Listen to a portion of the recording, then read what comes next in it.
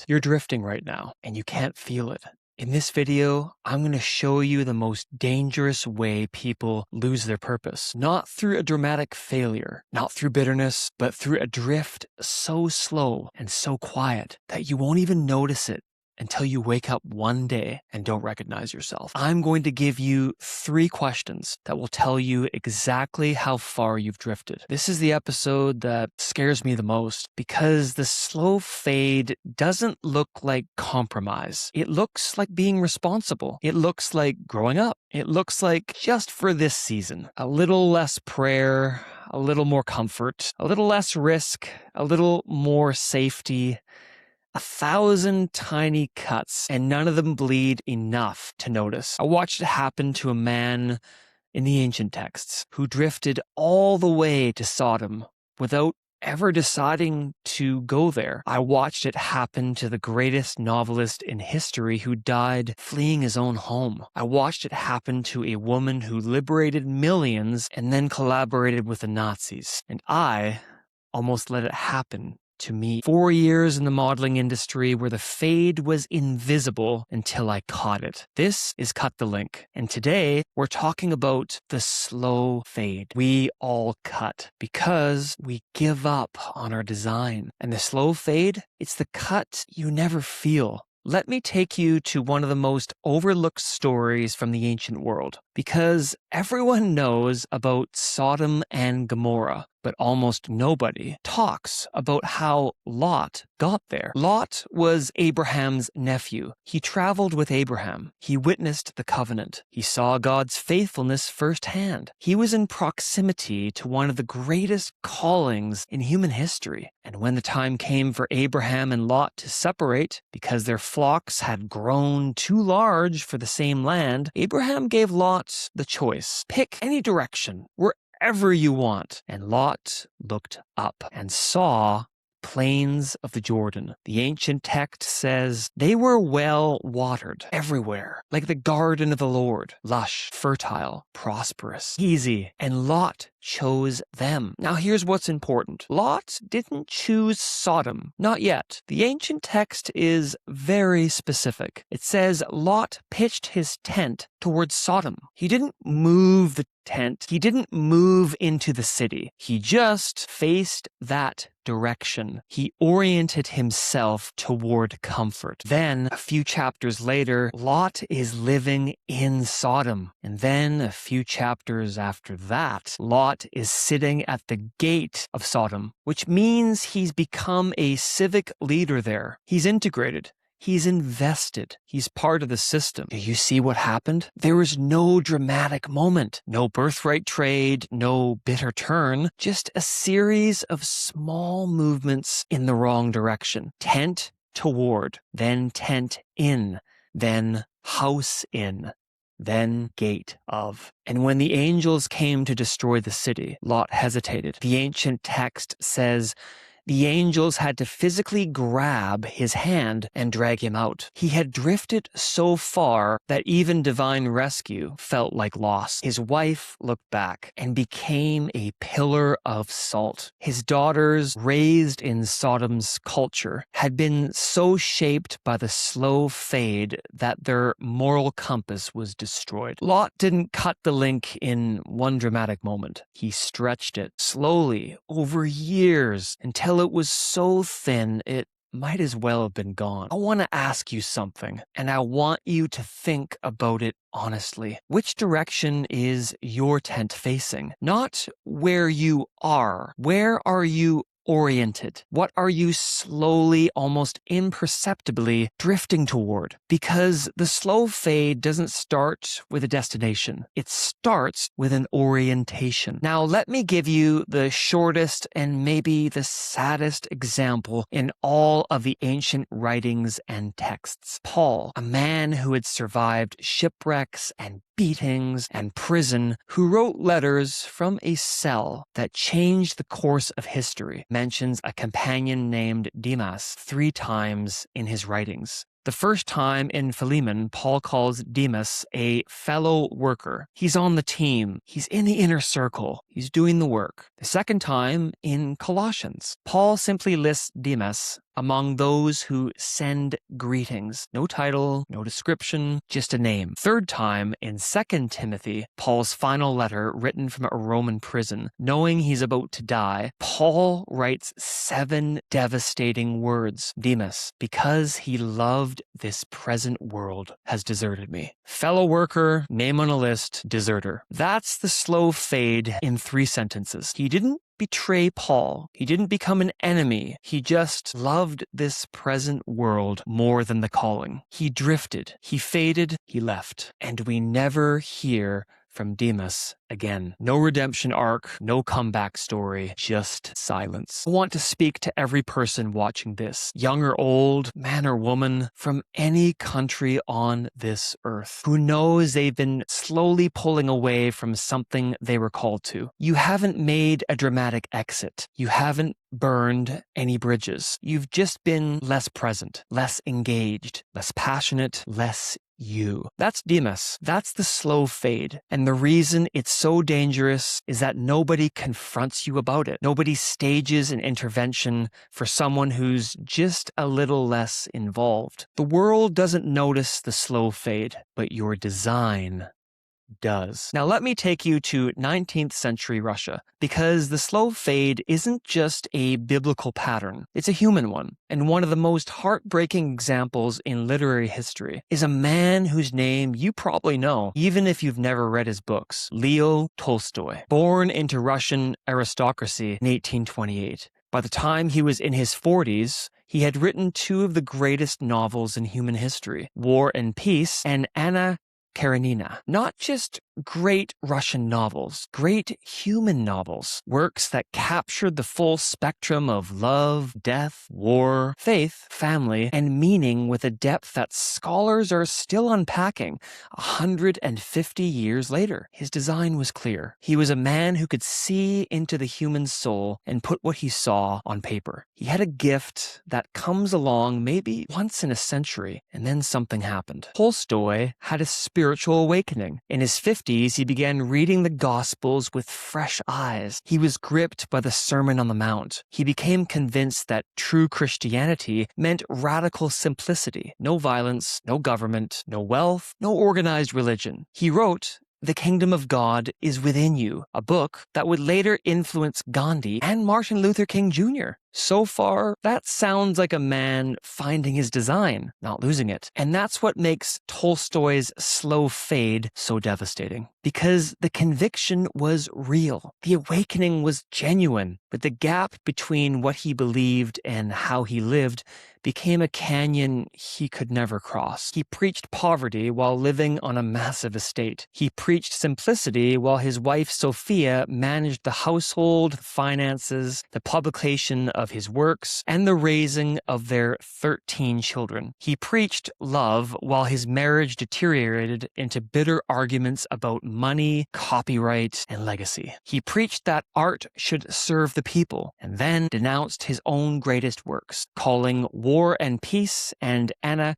Karenina worthless. Think about that. The man who wrote 2 of the greatest novels in human history called them worthless. He didn't just drift from his gift, he renounced it, and a slow fade consumed his final decades. He spent years writing philosophical tracts that, while important, never reached the heights of his fiction. He became increasingly isolated from his family. His relationship with Sophia, the woman who had hand-copied War and Peace 7 times, became a public tragedy. In November 1910, at the age of 82, Tolstoy fled his own home in the middle of the night. He left his wife, his estate, everything. He boarded a train with no clear destination. He fell ill at a remote railway station called Astapovo, and he died there in a station master's house, alone, while his wife waited outside, not allowed in. The greatest writer of his generation died fleeing from his own life, not because he lacked conviction, not because he lacked talent, but because the slow fade,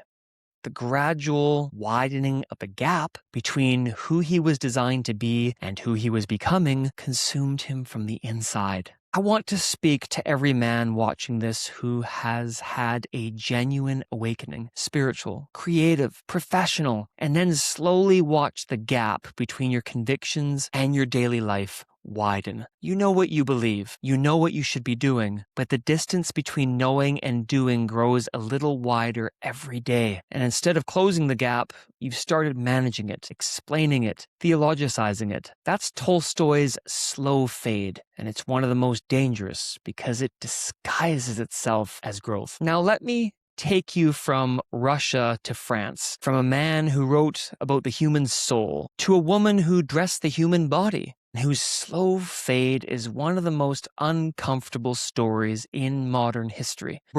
Coco Chanel, born in 1883 in a poorhouse in Saumur, France. Her mother died while she was 12. Her father abandoned her at an orphanage run by nuns. She grew up with nothing, no family, no money, no connections, no safety net. And from that nothing, she built everything. She revolutionized fashion. Before Chanel, women were corseted, layered, restricted, dressed for display, not for living. Chanel introduced jersey fabric, a material previously used for men's underwear, and turned it into elegant women's clothing. She created the little black dress. She made trousers acceptable for women. She designed clothes that let women move, breathe, work, live. Her design was liberation. She freed women's bodies from a century of restriction, and she did it from the bottom. An orphan girl who had no right to be in the room, who built her way in through sheer talent and relentless will. And then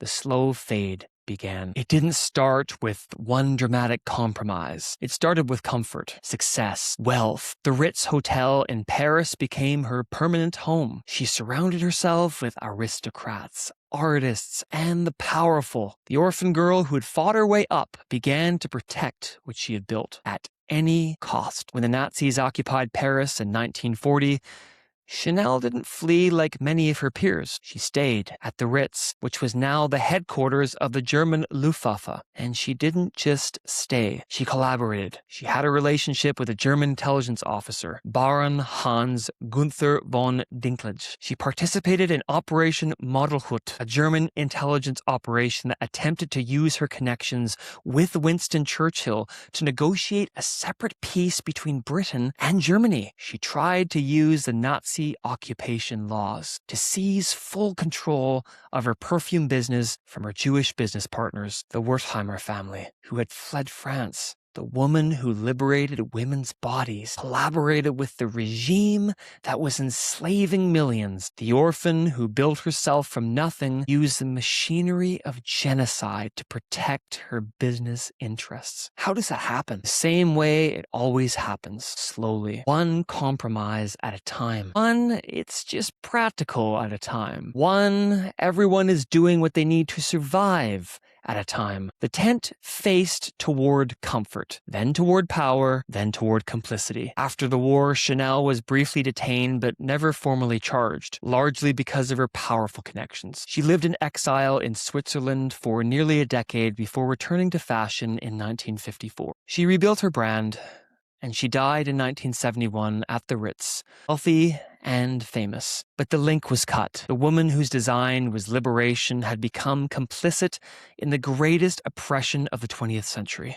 And the slow fade from orphan revolutionary to collaborator happened so gradually that she probably never saw the moment she crossed the line. Because there wasn't one moment, there were 1,000. I want to speak to every woman watching this, and every man, who started with a pure vision, a business that was going to change things, a ministry that was going to serve people, a creative project that was going to tell the truth, and somewhere along the way the compromises started. Small ones, practical ones, just this once ones. And now you're not sure if the thing you're building still resembles the thing you set out to build. That's Chanel's slow fade. And the lesson isn't that she was evil. The lesson is that she was brilliant, gifted, revolutionary, and still susceptible to the drift. Nobody is immune. The greater the gift, the greater the temptation to protect it at the cost of the design. Can I be real with you for a second? Most YouTube channels won't touch this. They won't talk about Tolstoy dying at a train station running from his own convictions. They won't talk about Coco Chanel. collaborating with the Nazis. They won't connect a man drifting towards Sodom 3,000 years ago to the drift you're experiencing right now in your marriage or your career or your faith. But that's what we do here. If you want to see more, click the link, subscribe now, because we're going deeper. And I don't want you to miss what's coming. Let me make this practical, because Lot, Demas, Tolstoy, and Chanel feel like other people's stories. But the slow fade is the most common way people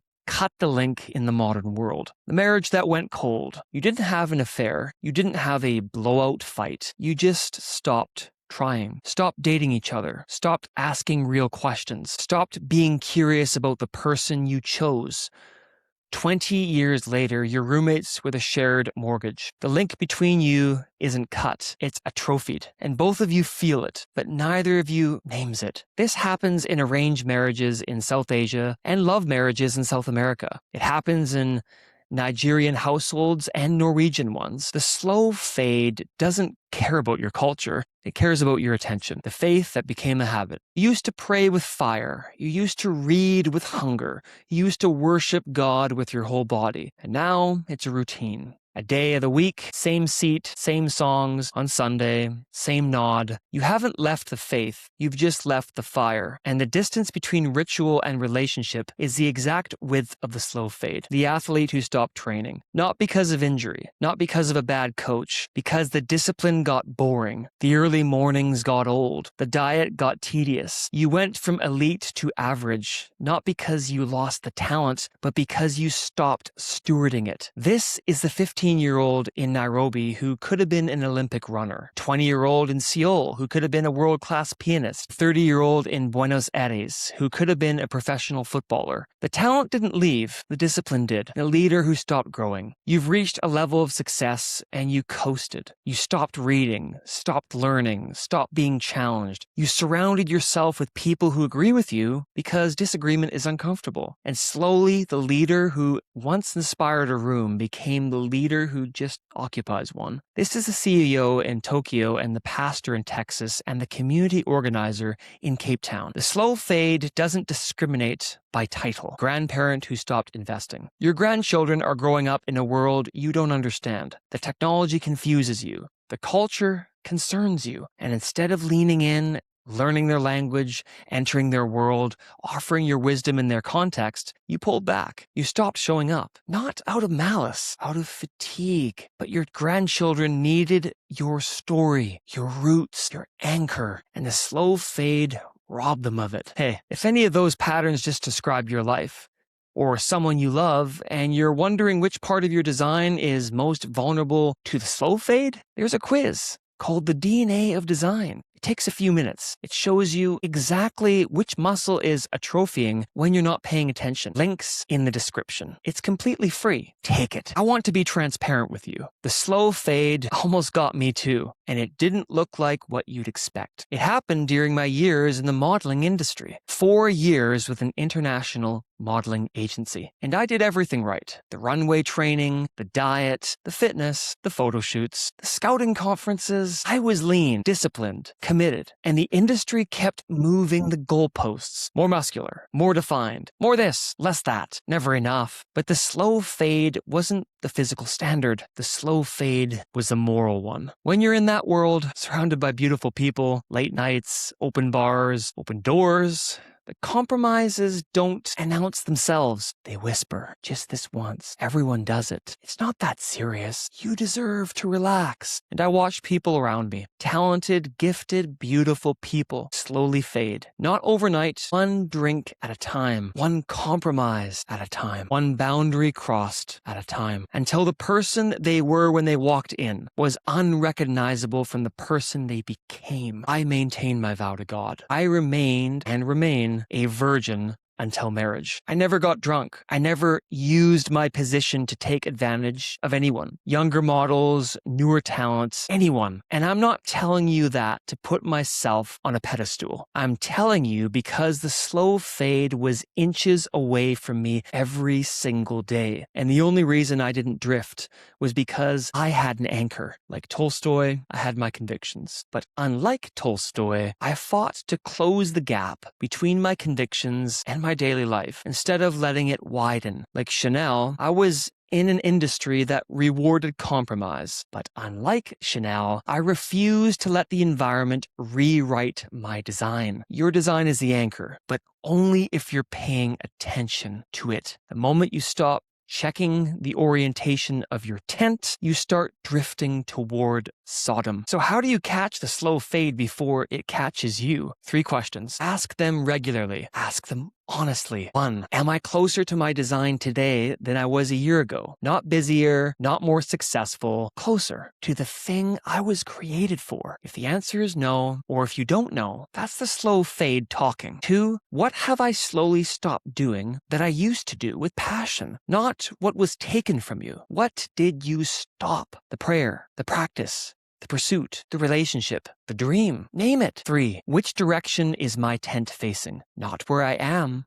Where am I oriented? What am I slowly moving toward? Is it my design or my comfort? Paul wrote from a prison cell 2,000 years ago, I press on. That word press implies resistance. It implies effort. It implies that standing still isn't neutral. Standing still in a current means you're drifting backward. The slow fade wins when you stop pressing, when you mistake stillness for stability, when you confuse comfort with calling. Don't let it win. Next episode is the finale, and it's the one that ties everything together. We're going to talk about the buried talent, one of the most terrifying stories from the ancient world about what happens when fear makes you hide your design in the ground. And we're going to talk about what it looks like to dig it up. That's episode 4, the buried talent. If you're watching this and you realize you've been in a slow fade, welcome back. Seriously, the fact that you can see it means the link isn't dead. It's thin, it's stretched, but it's there. Drop a comment. Tell me, what have you slowly stopped doing that you need to start again? One thing, name it. Take the free DNA of Design quiz. Link in the description. It's completely free. And if you want to see more, click the link, subscribe now. Share this with someone who's been drifting and doesn't know it yet. We all cut because we give up on our design. Every compromise is a cut. Every cut weakens the link, but the slow fade doesn't cut, it dissolves. And by the time you notice, you're not sure what you're missing. You just know something is. Check your orientation, press on. The fade can be reversed. I'll see you in the finale.